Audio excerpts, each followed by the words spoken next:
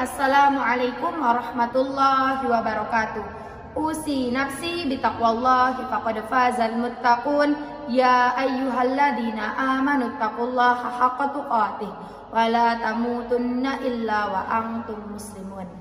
Teman-teman yang berbahagia, di era globalisasi, di zaman modern saat ini kita mudah sekali mendapatkan informasi yang dimana informasi itu terkadang belum kita ketahui salah atau benarnya. Karena di zaman sekarang informasi itu bisa diperoleh dari banyaknya platform dan informasi itu bisa kita dapatkan tanpa adanya sekat. Terkhusus di dalam perubahan aspek globalisasi ini mudah sekali kita rasakan dalam bidang ekonomi. Yang dahulu masyarakat itu masih banyak melakukan transaksi dengan cara tradisional, dan sekarang hampir dari 80% sudah melakukan transaksi secara daring atau melalui digital. Teman-teman yang berbahagia, karena reposisi ataupun perubahan tingkah laku masyarakat ini diperlukan adanya tinjauan hukum secara mendalam dalam perspektif hukum Islam. Dan sekarang kita banyak sekali dihadapkan dengan berbagai macam informasi terkait dengan trading di dalam platform digital. Terkhusus kita akan membahas tentang binary option platform binomo. Teman-teman yang berbahagia, sebelum kita masuk secara mendalam terkait dengan penjelasan kita, perlu kita definisikan secara bahasa apa yang dimaksud dengan platform binomo ataupun binary option. Teman-teman yang berbahagia, binary option, B artinya dua, nary itu pohon, option itu artinya pilihan.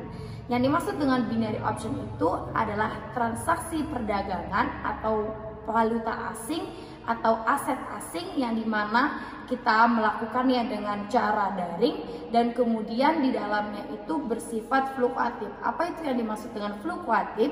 Fluktuatif itu adalah melihat kurs atau pola pasar yang akan naik atau turun.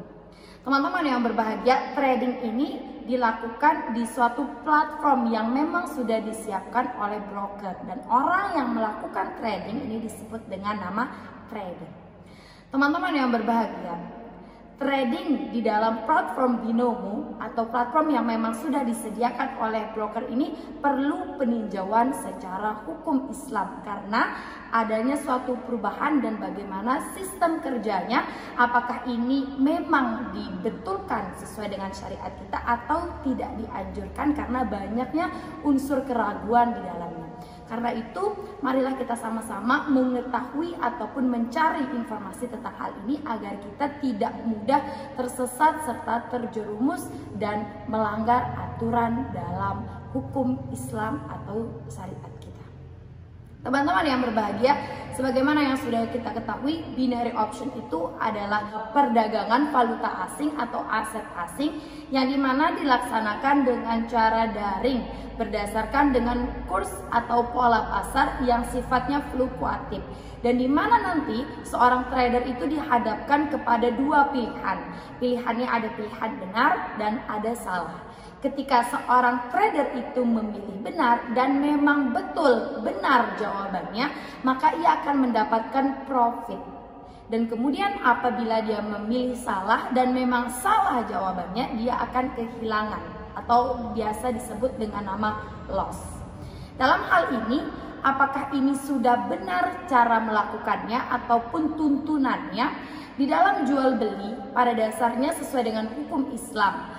Sebagaimana binary option terkhusus dalam platform binomo itu ada yang dinamakan dengan nama transaksi perdagangan. Nah, sehingga perdagangan ini, apa sih perdagangan itu dalam perspektif hukum Islam? Para ulama mendefinisikan perdagangan itu adalah suatu pertukaran atau transaksi yang dimana harus ada unsur kerelaan di dalamnya. Bahkan di dalam kitab Undang-Undang Hukum Perdata Republik Indonesia pun dijelaskan bahwasanya perdagangan itu adalah suatu perikatan antara penjual dan pembeli. Sehingga dasar hukumnya di dalam Quran surah Al-Baqarah ayat 275, Allah Subhanahu wa taala berfirman, "Alladzina ya'kuluna riba la yaqumuna illa kama yaqumul ladzi yatakhabbathu asyaitanu minal mas." Dzalika bi annakum qalu innamal bai'u mithlur riba wa ahallallahu al-bai'a wa harrama riba. Faman ja'ahu mau'izatun min rabbih fantaha falahu ma salaf wa amruhu ilallah wa man 'ada fa ulaika ashabun nar hum fiha khalidun. Dan yang perlu kita garis bawahi dalam hal ini adalah wa halallahul bai'a wa harrama riba. Allah itu menghalalkan jual beli dan mengharamkan riba. Teman-teman yang berbahagia, ketika melakukan transaksi perdagangan atau jual beli di dalam hukum Islam itu harus ada rukun dan syarat-syarat yang harus kita penuhi. Yang pertama, rukunnya itu adalah adanya orang yang melakukan transaksi, yakni penjual dan pembeli, yang syaratnya orang yang melakukan transaksi ini adalah dua orang yang berbeda. Kemudian dia harus berakal. Maksudnya berakal itu dia tidak sedang gila, dia tidak sedang menimpa penyakit ataupun segala macamnya yang bentuknya mempengaruhi akal sehatnya.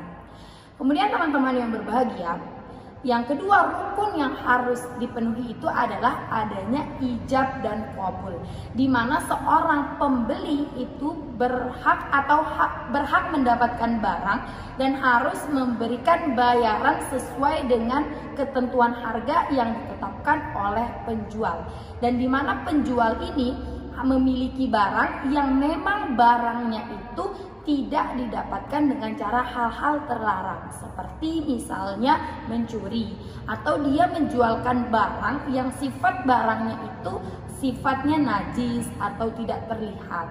Sehingga teman-teman, ada konsep dan prinsip yang harus dipegang dalam transaksi jual beli itu ada 3 hal. Yang pertama, tidak mengandung unsur riba. Yang kedua, tidak mengandung gharar. Apa itu gharar? Yang dimaksud dengan gharar itu adalah keraguan di dalamnya. Dan yang ketiga, tidak mengandung unsur maisir. Maisir itu perjudian ataupun penipuan. Karena itu teman-teman, transaksi jual beli di dalam hukum Islam bisa dikatakan sah apabila telah memenuhi rukun dan syarat untuk melakukan transaksi. Yang perlu kita tinjau dari aspek platform binomo atau yang biasa disebut dengan binary option ini, apakah sudah memenuhi rukun dan syarat melakukan transaksi. Yang bagaimana kita ketahui bahwa di dalam binary option terkhusus dalam platform binomo itu, seorang trader itu memang dihadapkan kepada suatu kurs atau pola pasar di mana dia bisa menebak benar atau salahnya, dan kemudian sebagaimana yang sudah dijelaskan di depan tadi, kalau benar dia akan mendapatkan keuntungan, dan keuntungannya ini tidak sepenuhnya memperoleh keuntungan, tetapi ia mendapatkan keuntungan 75% sampai dengan 80%, dan apabila salah dia tidak akan memperoleh apapun atau dia akan mendapatkan kerugian gitu. Jadi dalam hal ini, transaksi ini apakah sudah dibenarkan atau tidak, kita akan tinjau dari perspektif rukunnya dan dari perspektif syaratnya, apakah sudah memenuhi syarat. Dan perlu diketahui, dalam jual beli itu harus ada yang dinamakan dengan barang yang diperjualbelikan, di mana ketika seorang penjual itu mendapatkan uang dari pembeli, maka seorang pembeli ini harus mendapatkan yang namanya barang yang dia beli.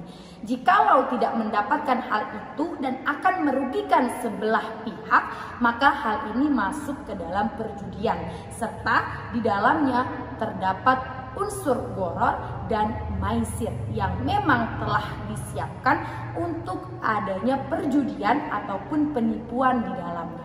Karena itu teman-teman, di dalam melaksanakan transaksi perdagangan atau jual beli harus kita ketahui bagaimana unsur ataupun cara kita mendapatkan barang tersebut ataupun cara kita untuk mendapatkan keuntungan, agar kita tidak masuk ke dalam 3 konsep yang memang terlarang di dalam hukum agama kita.